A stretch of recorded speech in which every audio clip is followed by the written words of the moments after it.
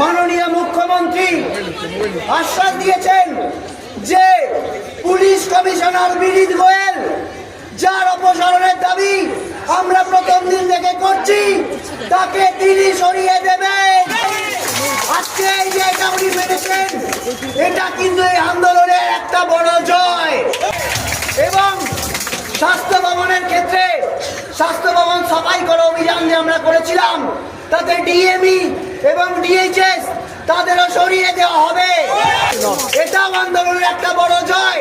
DC north, যে DC north যার বাবা নির্যাতিতা, যে বাবা মা তাকে টাকা দিতে চেয়েছিলেন, তাকেও সরিয়ে দেওয়া হবে। আজকে এতদিন পর, 38 দিন পর আমাদের যে আন্দোলন, তার পাশে সাধারণ জনগণের যে আন্দোলন, সেই আন্দোলনের চাপে কিন্তু এক প্রকার নতি স্বীকার করলো রাজ্য প্রশাসন।